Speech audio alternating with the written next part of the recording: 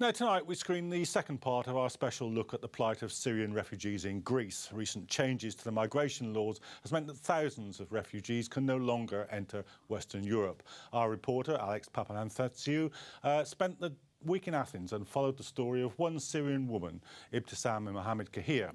In this part of the report, Alex discovers the reasons for her making her journey to Greece and why she has an uncertain future. As Ibtisam Mohammed, or Basma known to her friends, tries to survive in Greece, migrants from Pakistan and other countries are daily being sent back to Turkey. Under a recent EU agreement, the Greek administration is deporting all migrants who do not get asylum status back to Turkey.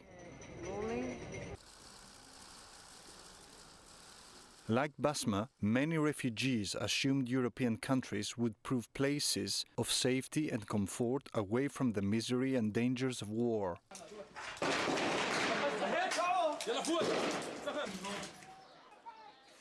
But the promise of shelter and protection is now proving to be a place of detention and uncertainty. Ibtisam gave her reason for making the journey that was prompted by the German leader's promise. I have many cousins, they are going already there.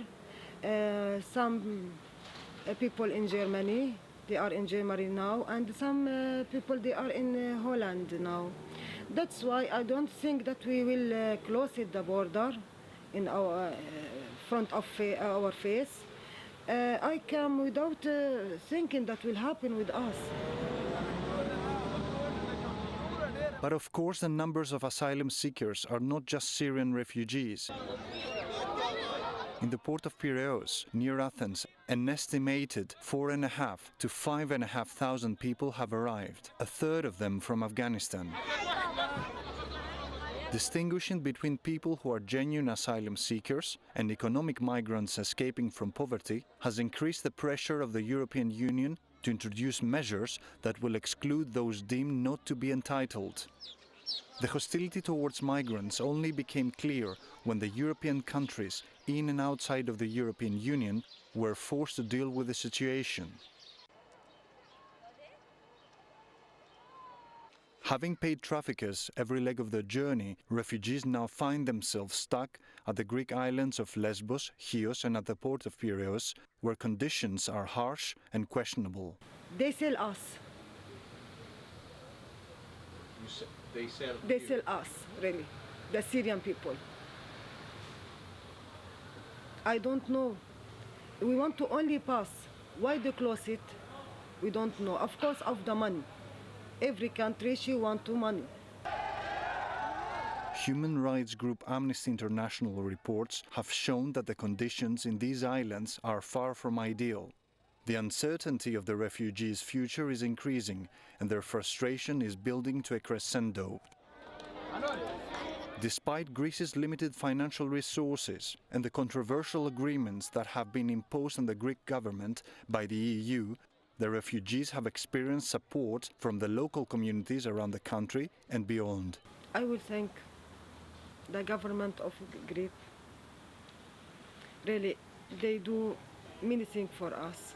And the people, especially the people, they are coming and bringing dresses or food or I love you. Doll or anything for our children there. I will thank everybody who helped us. Ioanna Agrafa is Basma's charitable landlady. I mean, people want to help, and that's very, very, reassuring. I've met a lot of Spanish people that they're here and helping, in the refugees. I mean, people's will are stronger than any other government's decision. Alexandros Papathanasiou, The Report. And you can watch the third and final part of An Uncertain Future tomorrow here on The Report. And now we'll take a break, and when we come back, we'll be discussing the controversial Channel 4 documentary, What British Muslims Really Think. That's after this break.